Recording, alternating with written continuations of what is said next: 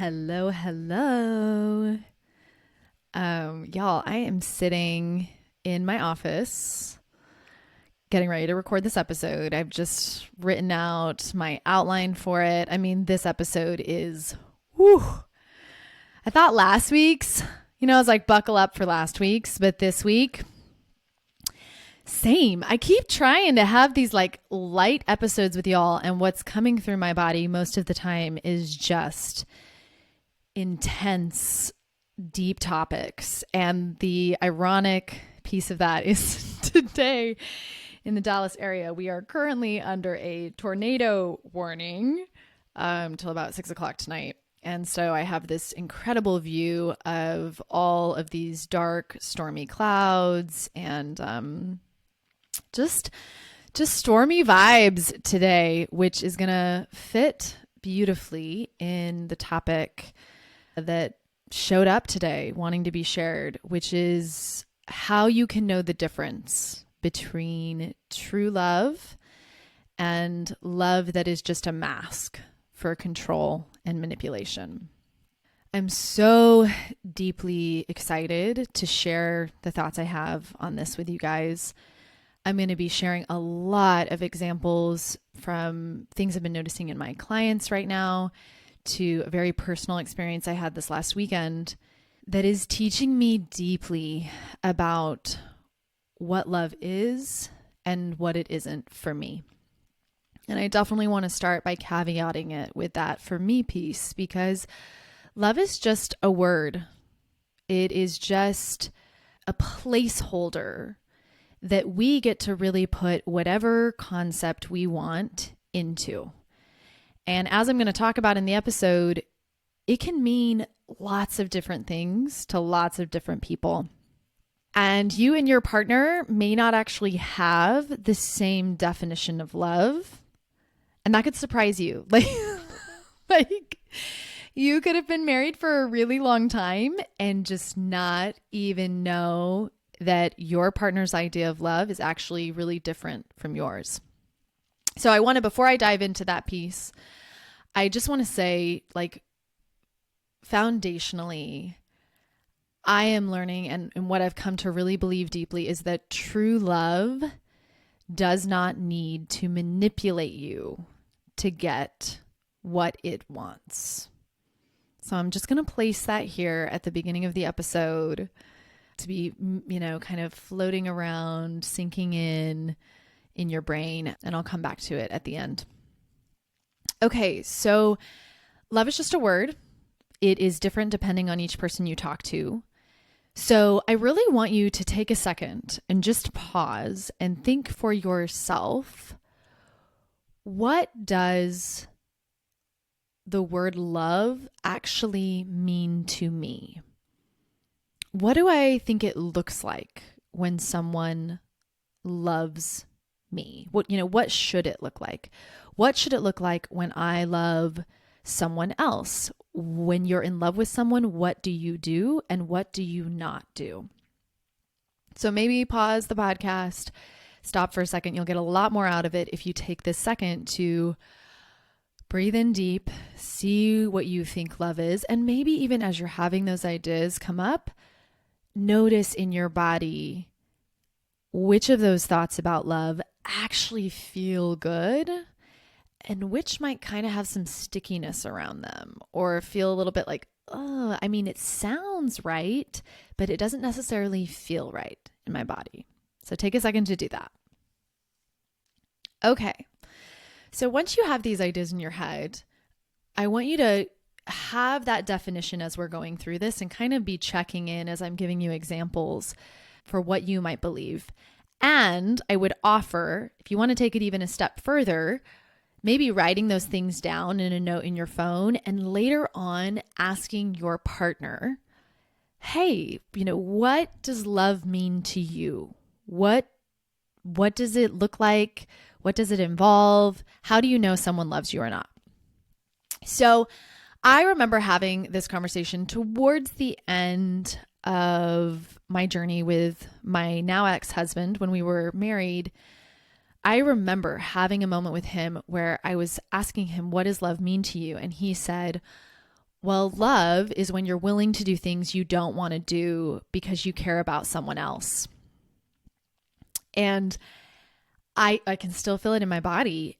In that moment when he said it, everything inside me, it was like a wild animal screamed out like, like, no, that is no. That is not what love is for me. Oh my God. And I'm going to get emotional. This episode has so much emotion in it right now for me, but it's like a visceral reaction in my body of like, no, that is not what love is for me. It is not abandoning myself and doing things I don't want to do because I care about someone else. And why that was so impactful at the moment is because that was the definition I had grown up with. That was what I had done for the 29 years of my life up until that point. I had deeply believed that love meant giving people what they wanted, even if it meant hurting myself. It meant not having my own dreams and my own passions and instead letting others really tell me what they needed and fulfilling that for them. So some other ideas that as I was thinking about of like, okay, what might you run into ideas of love that would fit kind of with this version of love that I think is encapsulated in this whole, it's when you do something you don't want to do because you care about someone else. Some of the other ideas were like, love is when you stay, even when you want to go. Or love is when you sacrifice what you want for others. Love is when you play by the rules and you don't rock the boat. Love is about not asking questions and being satisfied with what is.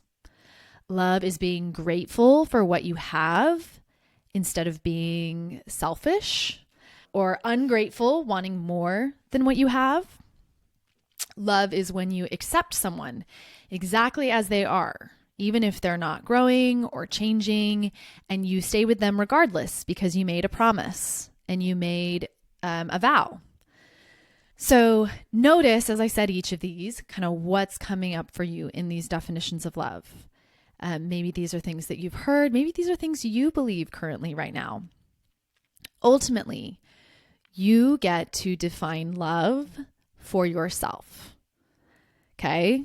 It is just a word that ultimately gets to be whatever you want to make it. In this episode, though, I want to share some things that I want you to be very aware of when you are defining what love is for you. So I'm going to start off this exploration of love by diving into what I see most regularly in my clients in their marriages, which is narcissistic, codependent love.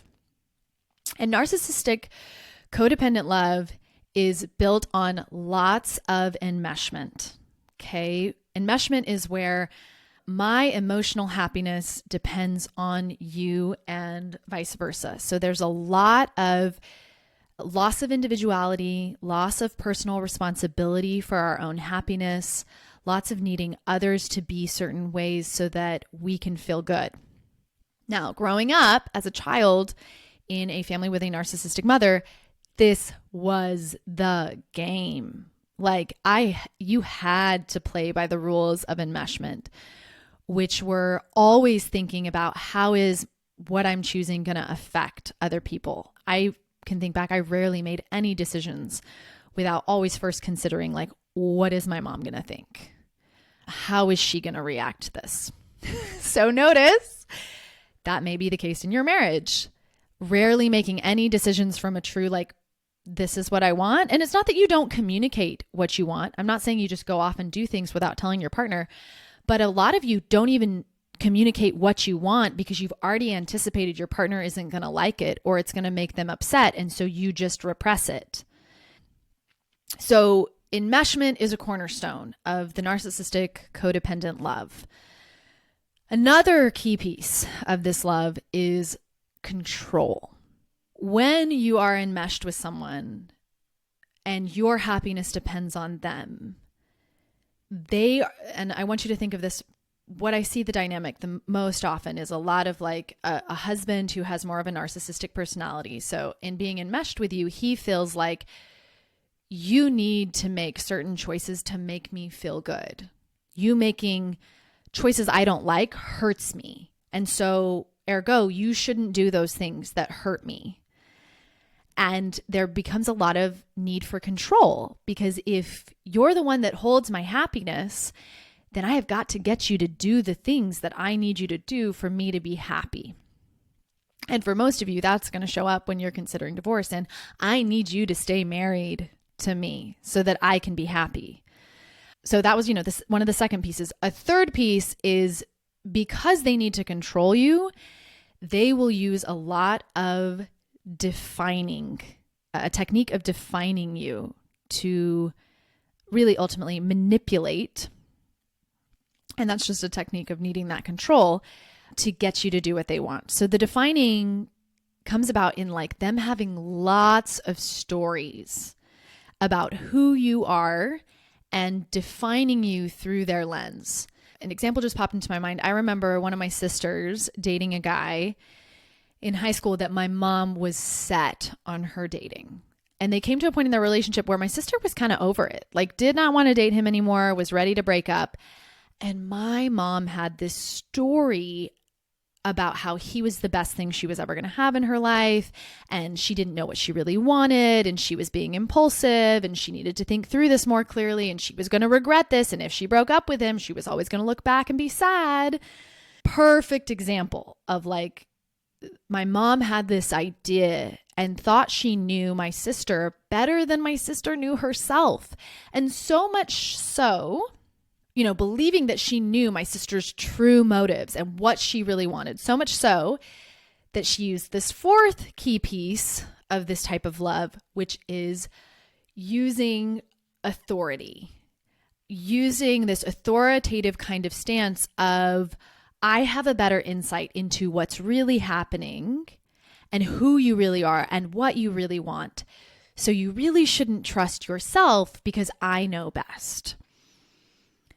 This is happening in a lot of your marriages. I am watching it in multiple of my clients right now with husbands who, especially, and quick side note, if you've had an affair, this can be ratcheted up substantially because they use the affair to kind of shield themselves. Like it's a weird little mental twist that they're doing where they think because you had an affair, they now have a right because you did, and I'm going to put this in air quotes, something bad. You guys know how I feel about this, but because you did something bad, they now have the right to parent you, to treat you like a child, to tell you that you don't know what you want. I mean, the whole gamut, right? They'll go so far as being like, you're delusional. You think the grass is greener. You're going to regret this. You're never going to be happy. You're going to leave and be sad the rest of your life. Massive, massive amounts of defining you, telling you who you are, that they know best. And what's so sneaky about this is if you really step back, and of course I get to do this as a coach because I'm not in the middle, I'm watching it from the outside. I just have to laugh because I'm like, lo and behold, what he's saying is best for you just happens to be what's really best for him and serves his motives the most. Although they would never say that, right? And honestly, so much of this, I like to give people the benefit of a doubt that a lot of it is just subconscious. I really felt that with my ex-husband.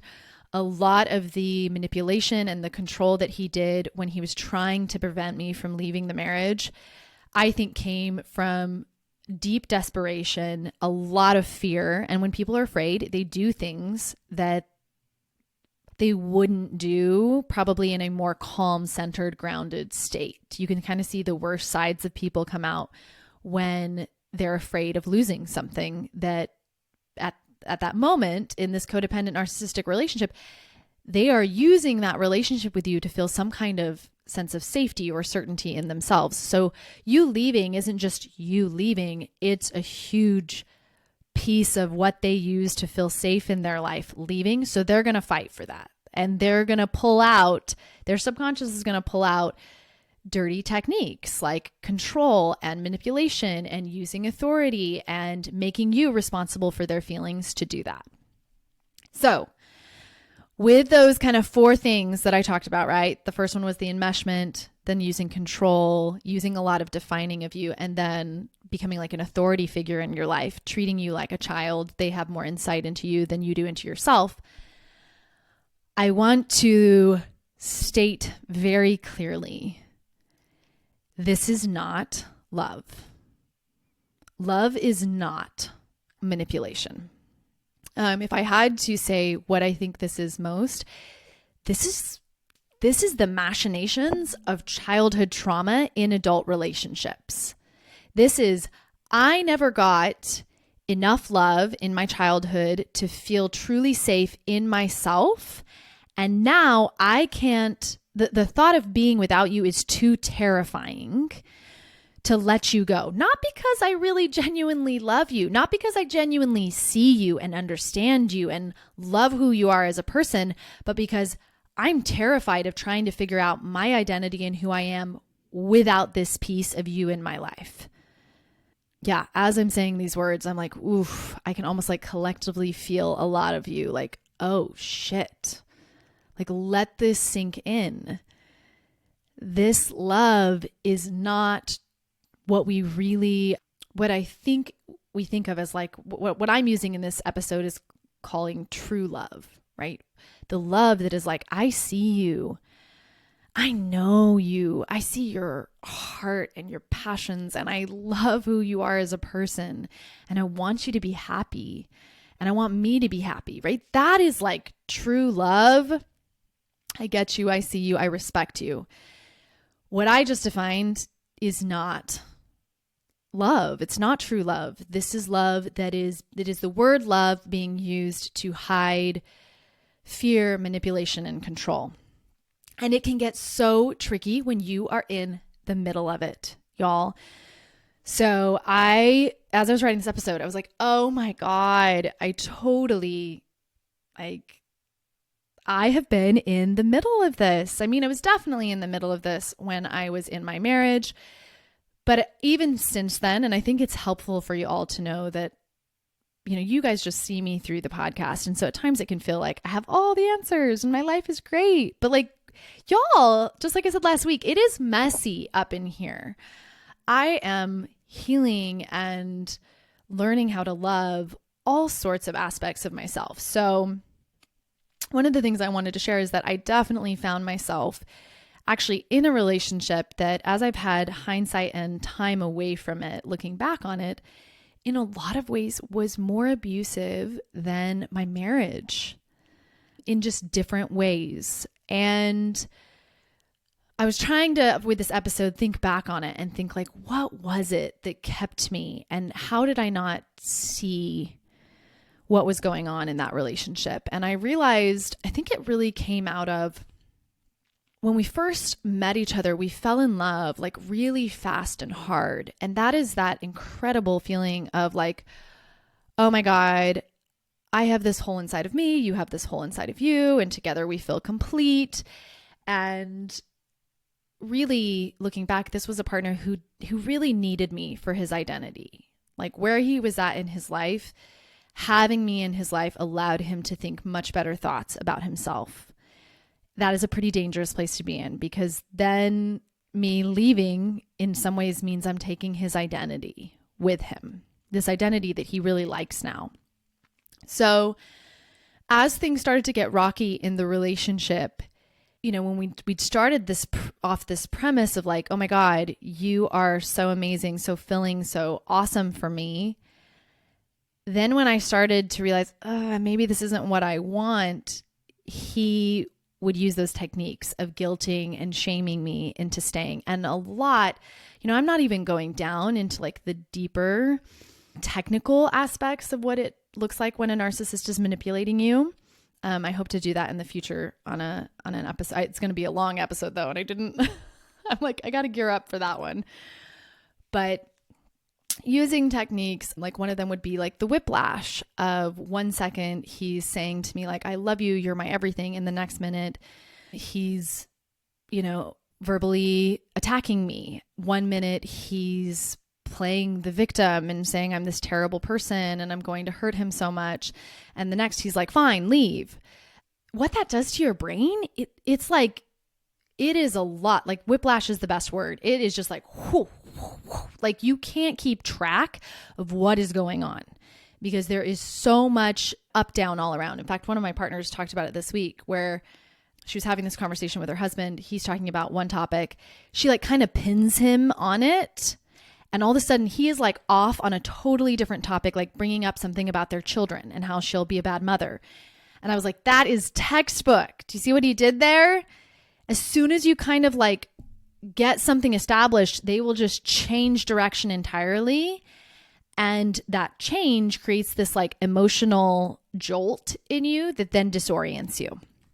So this is not like, I want you all to know if you're in the middle of this, have so much compassion for yourself because it is very difficult to see through it. And that's why with a lot of my clients, one of the first things I recommend to them is the book, The Wizard of Oz and Other Narcissists, because if you don't understand what's happening, if you don't have words to pin it down, to be like, oh, that's gaslighting. He's pretending like what happened didn't happen. I mean, some of my clients have partners who will literally, they'll be like, hey, I'm feeling this. And they're like, no, you're not.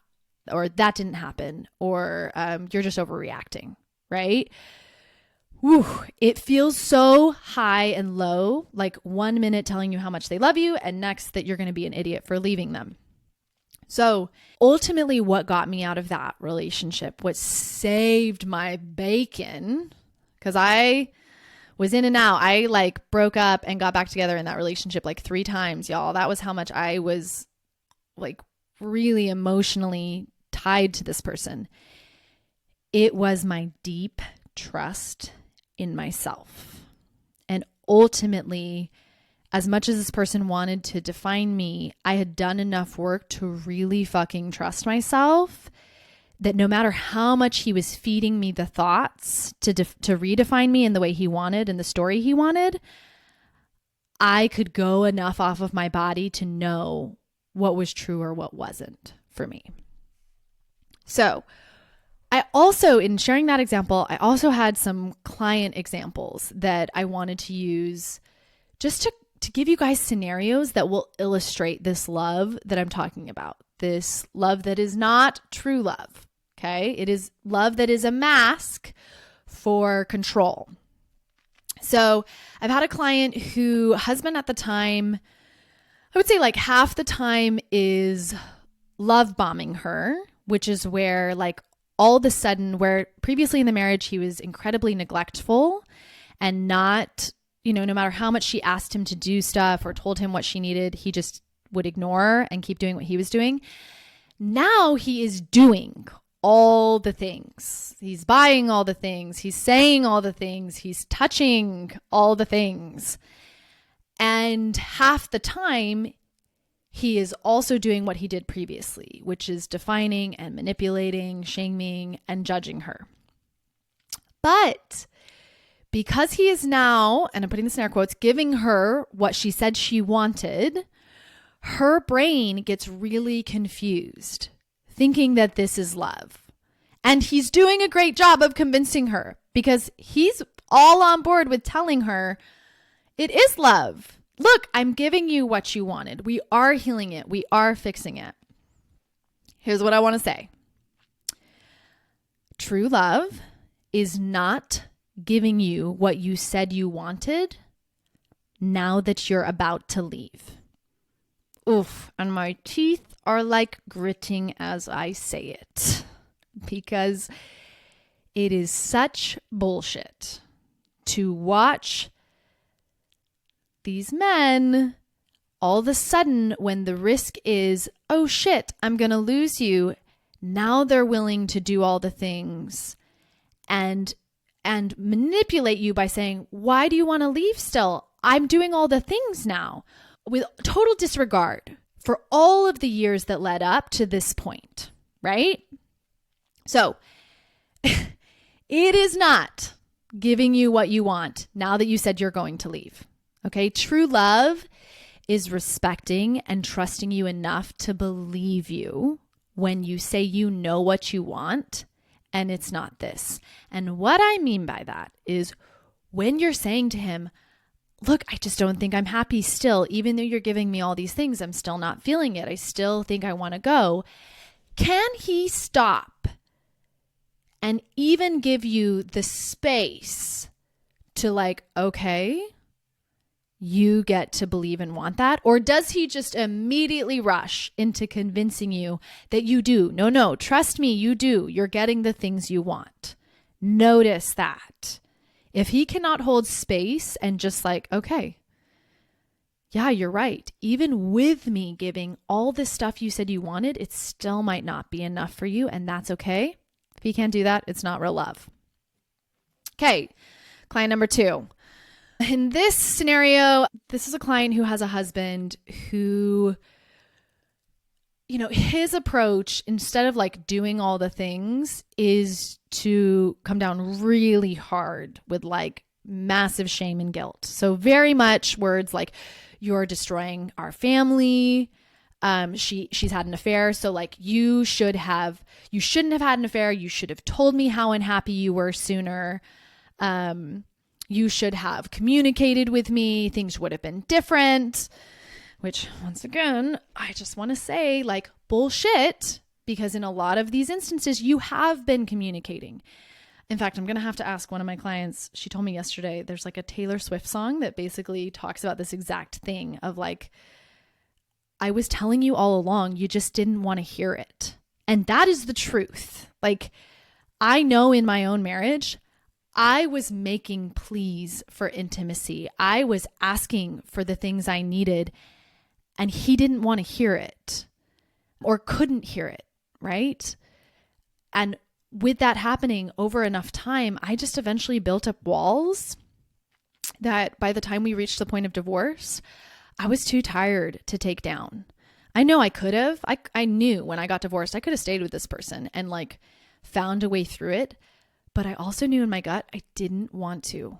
I wanted something else. And I finally respected myself enough to do that, to not just say, oh, well, because I'm married, I should stay and work this out and take down all these walls. Instead, it was like, no, this is my life. I get to spend my energy how I want. And based off of all the pieces, right? A big piece of that was I was 19 when I married my ex-husband, hardly knew myself. I knew I'd been raised by a narcissistic mother by that point, you know, when I was making this decision. And it was like, no, I want a life where I get to figure all that out outside of a marriage. And I have the right to choose that. So coming back to this client, she has this husband. He's just putting it all back on her, like shame and guilt overload. And I see this a lot where husbands who were very emotionally neglectful in the marriage, just because you had an affair, all of a sudden, all responsibility for their part in actually showing up as an emotional partner in the marriage, in the, 15 plus years of marriage you had together, is like wiped out. Like, nope, none of that counts. You cheated. And so that is the only thing that matters. Y'all, love is not pinning the entire burden of a broken marriage on one person's actions of having an affair to get emotional connection, and thereby ridding yourself of any responsibility in the matter. That is bullshit. Can you see it? Do you see it so clearly? That is not love. True love is owning your part like an adult and being honest about your shortcomings. Yeah, I fucked up for, 15 plus years when you were asking for more intimacy or we were growing apart. I didn't show up and I didn't go reach out to a therapist. I didn't start reading books. I didn't start coming to you and checking in with you.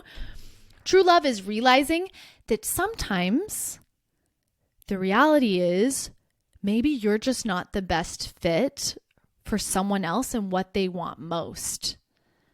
And the move is not to shame them back into staying with you and loving you, but letting them find what they want most. Oof, right? I mean, this is a level of love. Like, when I say true love, I mean it, y'all. This is a love that is, it makes me think of that quote where they're like, love is unselfish and love is kind. And this is that kind of love. Okay, client number 3. And this is the final example I'm going to give from different clients that I've had.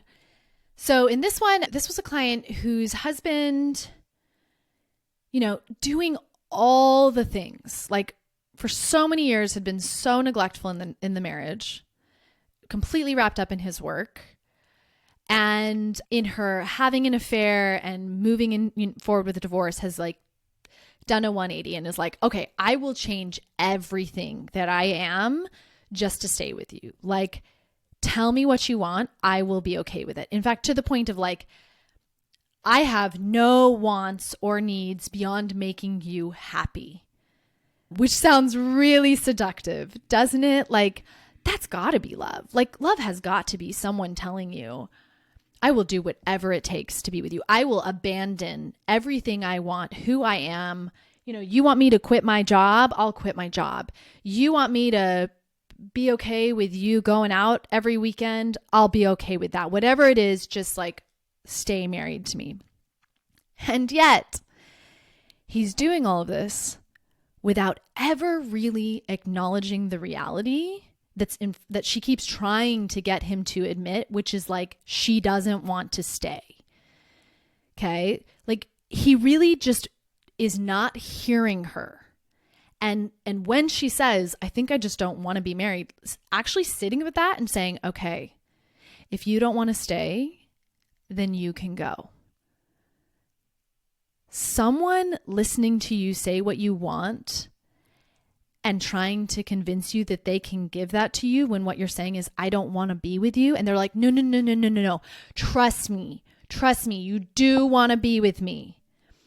And no matter how many times you keep coming back and being like, hey, it's not really a fit, like I don't really feel it with you, they're like, no, trust me. That is not love. That is not someone who genuinely cares about understanding you and seeing you as much as someone who is desperately afraid of losing what you represent in their life and is so desperate and ungrounded in themselves that they will do whatever they think it's going to take to keep you. True love is not being willing to change everything you are just to make someone stay with you. True love is having enough respect for yourself to say and to sit in the discomfort of, okay, maybe I am not the best fit for you. And maybe people change over time. And maybe what you wanted when you married me isn't what you want now. And maybe what you really want now isn't who I am. And that's okay. Instead of desperately doing everything you can to keep the marriage and convince your partner to stay at all costs, it's actually hearing and listening to what is needed and being honest when you can't provide that. Which the reality in this marriage is what she's wanting, he can't provide that. It's very clear. In this instance, she wants deep emotional honesty and vulnerability and authenticity. And where he's at in his growth, he can't provide that, nor is he willing to do the work to do that. Like, to do that, he would need to be like, I'm fucked up. I have issues. I need to go work with a therapist. I need to fully see and own and know myself. Most of y'all's husbands aren't doing that. Instead, they're just throwing a bunch of stuff at you that they think you want without really doing the internal work to be the man you want. And they don't realize just doing all the things without being that person isn't going to really fix it.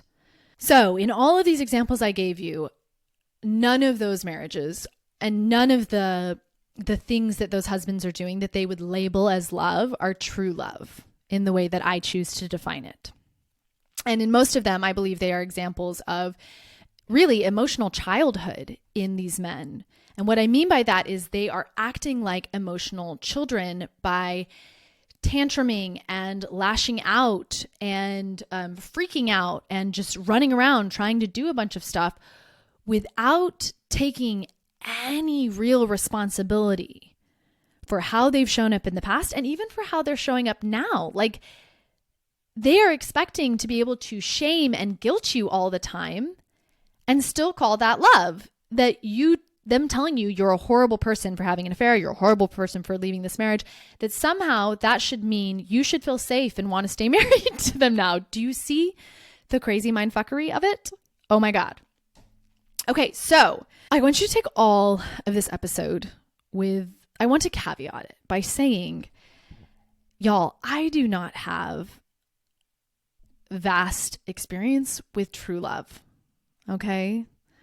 The love that I have experienced as I looked back over love in my life during this episode, I was like, oh my God, the love that I have experienced for, I would say, like, pretty much all of my previous romantic relationships, in my family dynamic, with any romantic partners, it has been narcissistic, codependent, enmeshed love, which makes, it makes so much sense, right? If that's what I experienced in my family, that's what I'm going to typically repeat in my partnerships as an adult. But with that said, and this is why love's been on my mind so much this week, I had an experience this last week that really showed me otherwise. And I want to share it with you all. So as you all know, the partner that I'm dating, it's been very, very different for me. My friend Quinn and I were talking a week ago, and she was like, Britta, where previously when you've dated people, I've seen you get kind of more unbalanced, less grounded. Typically, it tends to take over your whole life. Other parts in your life tend to suffer because you kind of lose your ability to not be consumed by them. It's been the opposite. She's like, you actually have more to give in being with him. You actually are still, showing up in your business, showing up with your clients, actually showing up more with your children. And we were just talking about what a good sign that is.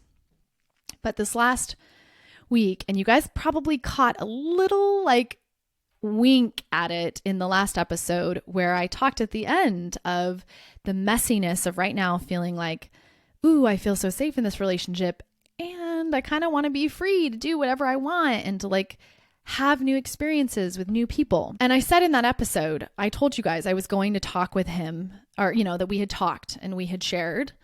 And actually, when I'd recorded that episode, we hadn't talked yet, but I knew I was going to. So I shared it from that framework.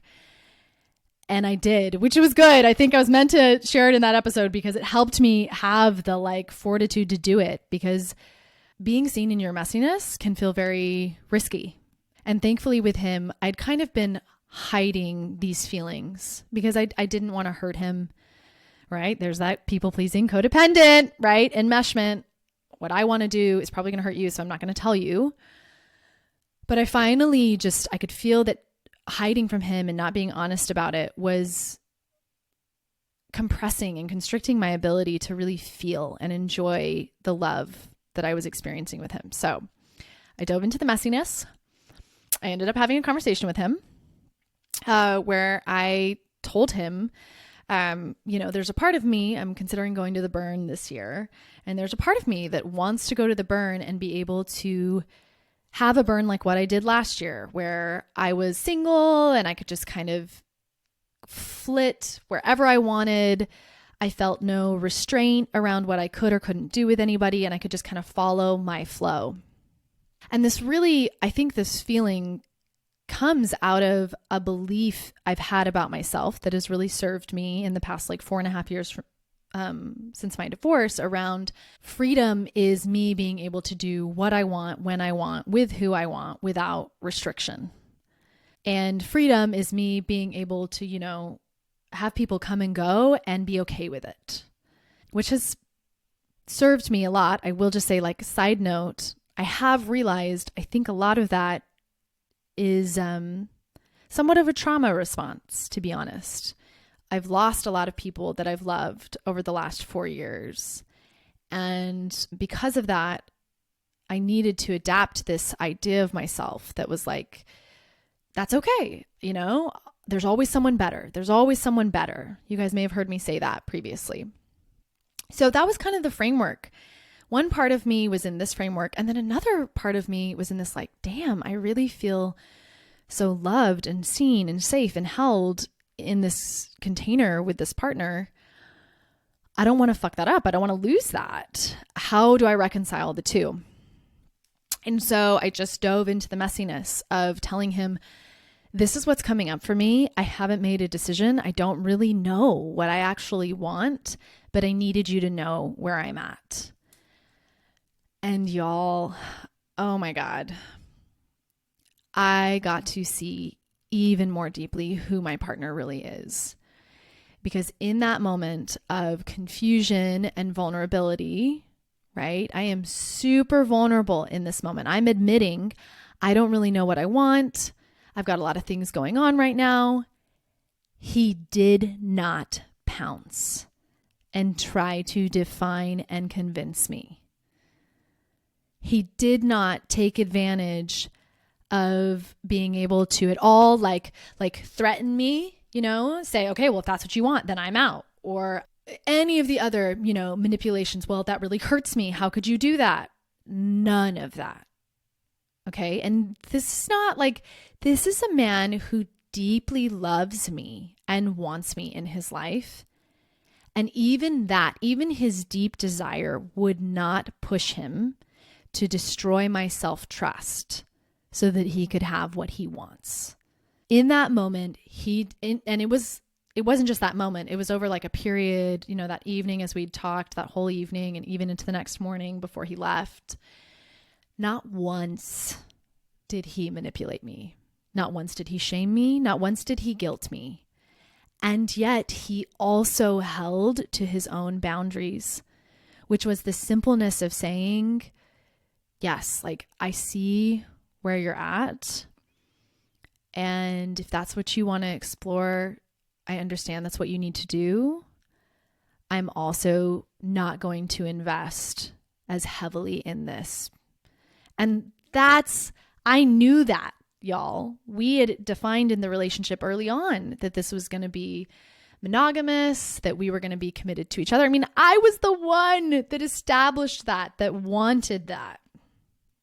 And that's what we'd been building this relationship off of. So, me changing directions, and it's so beautiful, isn't it? That like, this is what I mean by I don't want a partner who just fucking lets go of all he is and what he wants just to be with me. If in that moment he'd been like, okay, yeah, sure, you can go hook up with other people and like, I'll definitely be here waiting for you. A deep part of me would have been like, As it was, he just stayed grounded in himself with the realness of, and I didn't need him to explain that much because I knew what he wants. He is someone who has had lots of opportunities to have lots of relationships over the last 6 months and has not, specifically because he knows deeply what he wants and what he's looking for. It was an incredible opportunity to see him even more deeply and to realize that he would rather let me go than manipulate me. And y'all, he absolutely could have. He could have. Looking back, I'm little like, wow, I was so vulnerable in that moment. If he had told me, if he had at all applied like pressure, pushing my buttons of shame and guilt, he probably could have easily made me say, I want to stay in the relationship with you from that space, right? But because he didn't, because he was really like, yeah, I understand. And you have to follow your path and do what you got to do. And this is my path and this is what I'm going to do. It gave me the space. He preserved the most important thing in me, which is my self-trust in myself.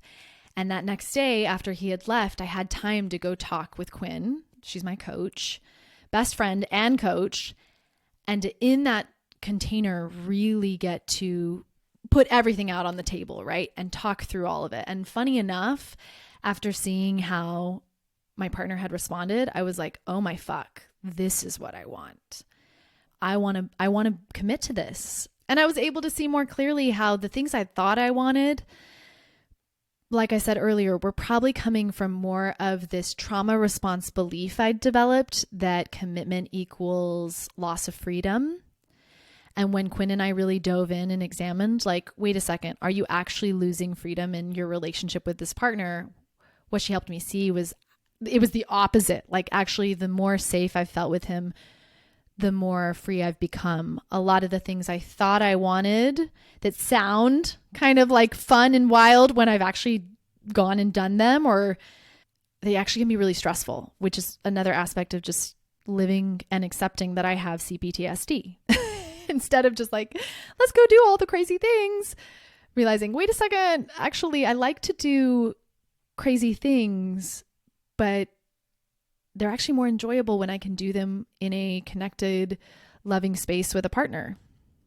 So I can still have that variety and that newness and that play in my life while doing it with him. And where we ultimately landed, and I'm so excited, is the potential of us both going together to the burn this year.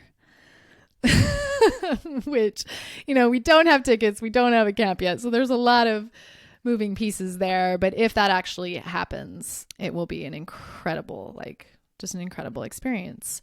Because in leaning in and deciding I want to be with him, that was a huge step for me in my growth.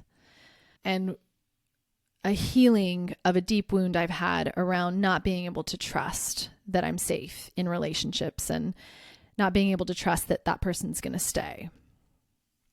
So, with that said, I want to just kind of wrap this whole episode by saying that, to be honest, guys, I'm tired. I'm tired of the word love being bastardized as a cover up for what really is just narcissistic manipulation.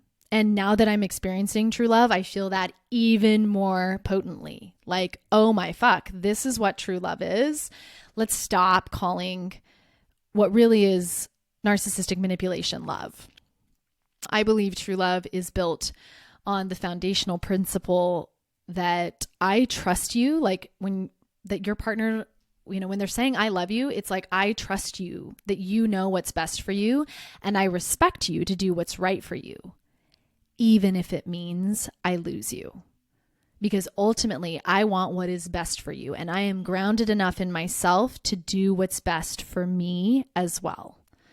And I will say that doesn't mean that you're not sad when someone leaves, right? When we get divorced or when a breakup happens, but you ultimately respect the other person's journey enough that you do not manipulate, control, define, do all those things to try and get them to stay at the expense of their self-trust. All right, y'all. Oh my God. This was such a good episode. I loved doing this one with y'all.